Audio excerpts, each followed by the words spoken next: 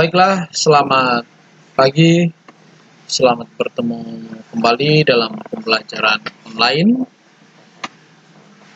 di mana pada pertemuan keempat ini kita akan melanjutkan materi sebelumnya. Sebelumnya kita sudah berbicara tentang kasus pelanggaran HAM, baik itu HAM berat maupun HAM ringan. Di sana ada kejahatan kemanusiaan, ada genosida. Nah, pada hari ini kita akan mempelajari tentang beberapa contoh kasus pelanggaran HAM di masa lalu. Masa lalu itu bisa terjadi pada Orde Baru atau reformasi, pasca reformasi, ataupun sebelum reformasi itu sendiri. Nah, kita lihat yang pertama adalah peristiwa Tanjung Priuk. Ya, banyak korban, ada peristiwa Tanjung Priuk di sana. Kita tidak perlu melihat lebih jauh apa itu peristiwa Tanjung Priuk, tetapi ini adalah contoh pelanggaran masa lalu. Pelanggaran HAM, ya boleh dikatakan pelanggaran HAM berat lah, karena lebih dari satu orang yang meninggal dalam tragedi ini. Yang kedua adalah tragedi peristiwa Trisakti. Nah, itu mayoritas didengar adalah korbannya adalah para mahasiswa yang pada saat itu mendemo atau demonstrasi menuntut adanya reformasi, tetapi di sisi lain di sana terjadi pelanggaran HAM yang saat ini masih dalam proses penyelidikan. Yang berikutnya adalah Timur Timur pasca jajak pendapat. Ya, ada ketika di masa reformasi ada referendum. Nah, ketika itu Timur Timur diberikan dua pilihan, mau integrasi atau disintegrasi. Nah, setelah referendum mayoritas masyarakat Timur Timur menghendaki supaya berdiri sendiri, keluar dari NKRI. Akhirnya mereka keluar dari Negara Kesatuan Republik Indonesia dan terjadilah namanya negara Timur Leste. Dan yang keempat adalah peristiwa di Abepura, Papua. Itu adalah contoh kasus pelanggaran HAM di masa lalu. Ya, boleh tergolong HAM berat lah. Kita lanjut. Ini adalah neraca atau timbangan. Nah, dalam hidup manusia itu, dalam hukum selalu ada lambang seperti ini. Di bagian kiri dan kanan ada beban. Diharapkan beban kiri dan kanan itu ada seimbang.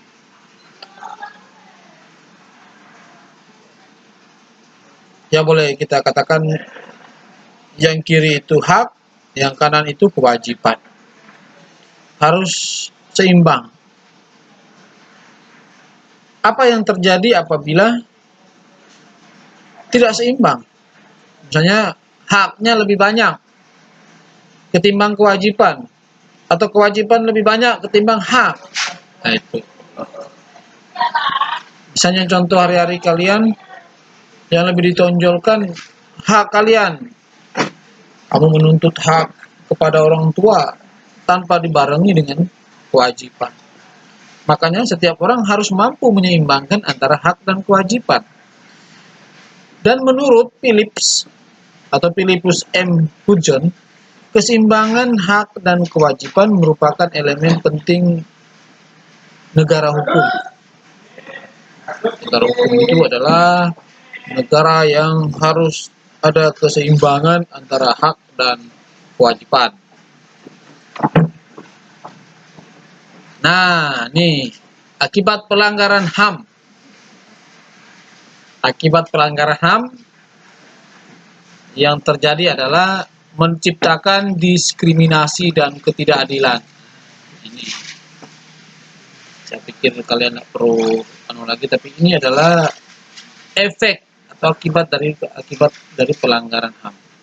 adanya rasa dendam dan kebencian antar sesama, merendahkan harkat, derajat, dan martabat manusia atau kemanusiaan, menciptakan kekerasan dan konflik antar sesama, serta menimbulkan penderitaan serta tersiksa lahir dan batin pada diri korban.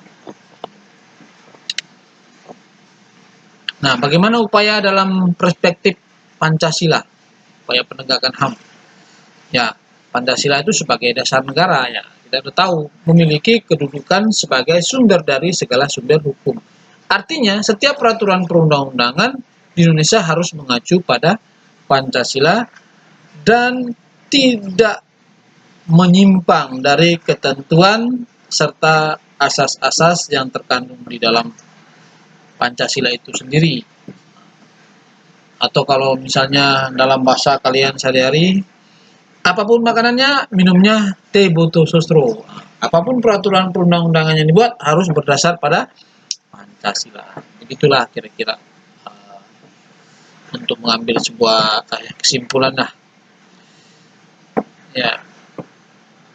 Kita lanjut pada poin yang berikutnya adalah bentuk upaya penegakan HAM. Ya, apa upaya yang dilakukan oleh pemerintah dalam penegakan HAM di Indonesia? Ya, dibuatlah peraturan perundang-undangan hak asasi manusia.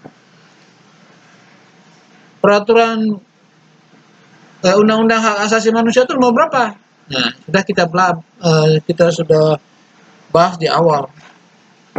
Undang-undang nomor 39 tahun 1999 tentang hak asasi manusia. Yang berikutnya adalah membentuk lembaga pemantau dan pengawas pelaksanaan hak asasi manusia. Misalnya ada Komnas HAM, Komisi Nasional Hak Asasi Manusia.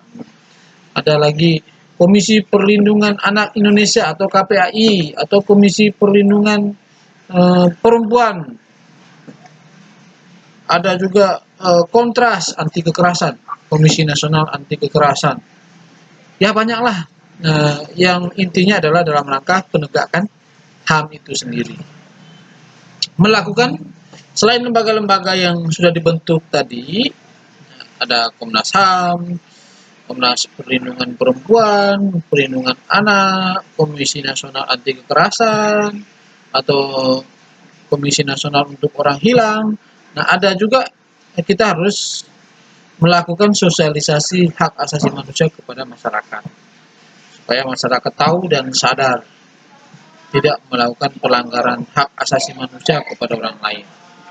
Yang berikutnya adalah memasukkan materi tentang hak asasi manusia dalam mata pelajaran PPKN yang seperti kita pelajari sekarang. Ini adalah bagian daripada upaya penegakan HAM di Indonesia. Ya, begitulah. Ya, upaya reprensifnya, ya, ada Komnas HAM, ada Pengadilan Hak Asasi Manusia atau Pengadilan HAM. Nah, ini Komnas HAM, apa sih tugasnya? Menyelidiki sendiri, menerima pengaduan dari korban kekerasan atau korban korban pelanggaran HAM lah. Nah, dari Komnas HAM itu sendiri lalu melakukan penyelidikan non pro justisia untuk menentukan pelanggaran HAM. HAM itu pelanggaran HAM tergolong HAM berat atau tidak. Kalau